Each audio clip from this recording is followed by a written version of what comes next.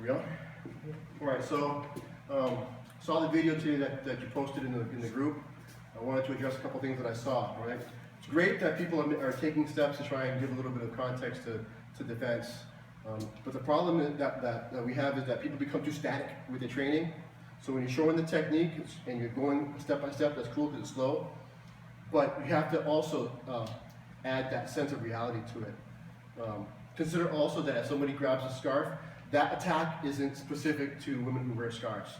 I've seen men grab women by the hair that way, and women grab women by the hair that way. It happens often, so this kind of is relatively universal, all right? So if someone were to grab, I got nothing to grab, but if someone were to grab your hair or anything from the back, what's coming next? First of all, if they do this, they're not going to hang out there, right? This is what's going to start to happen. And if it's your head, right, bring your head a little higher, if they grab you something, this is going to happen, right? So now you're reacting to something from this really, really poorly tilted backward position, right? So grab the head and pull, and this happens, right? So what you need to do is whenever somebody pulls, you should be trying to go to them.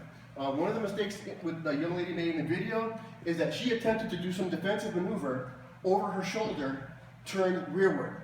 Structurally, this is not sound. And if this guy just pulls really hard, right, she's going to go down. It's not going to work, okay?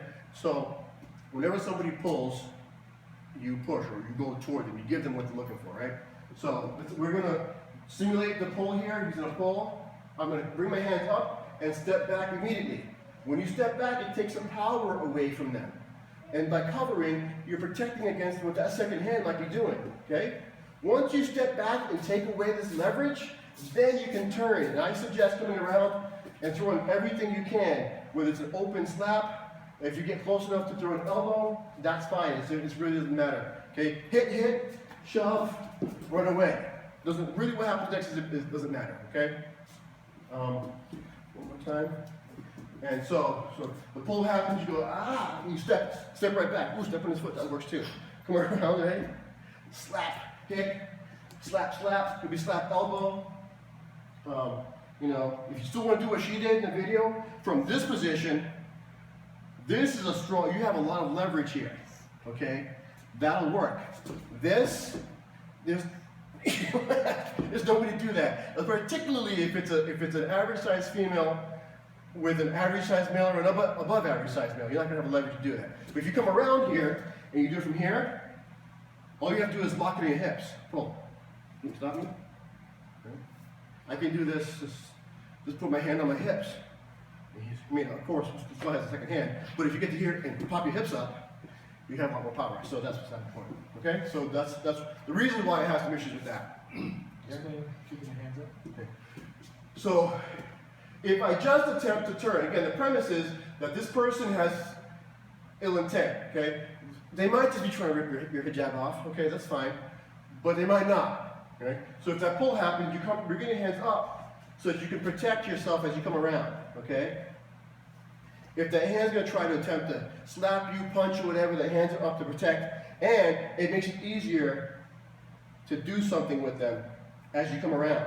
Even if you're really far away, you do this, and it winds up being a slap. All you need to do is get that person's attention off of you for a second and put their attention on something else, right? For a second, I'm pulling her head, ow, my face hurts, okay?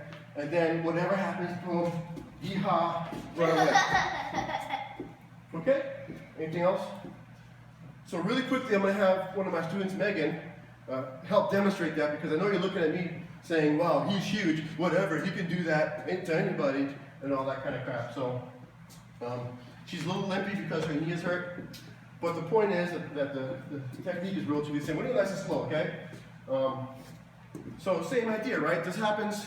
If someone comes up to you and grabs you by the hair, it's not because they're going to hang out and try to have a conversation with you here, okay? This is going to happen. And as soon as you feel this happen, you start moving. Right into it. That's all you got to do. For that split second, this no longer has power, okay? Go ahead and continue. Now, something here hurts. Now, look, I released, okay? That's all that matters. You can just shove me away, kick me, whatever else happens, and then take off, right? Shove, go.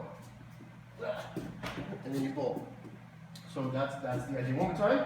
So whether this was a scarf, whether it was loose hair or a ponytail, the principle is the same. If there's someone pulls, you go to them, but always have to maintain your structure. Otherwise, there's no way she's gonna be able to fight me with a twisted or a bent spine. You have to step back and line yourself back up. Go. Boom. I don't have anything here. And then yeah, bail out. Run. Okay? Anything else to add, everybody? Yeah, I got one thing. Okay. One of the issues is when you turn and you're inside, he has a lot of strength in here.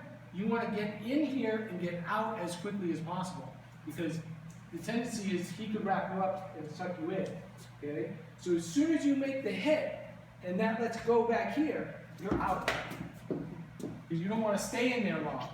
But trying to get off this from back here with that back arch back, never gonna work.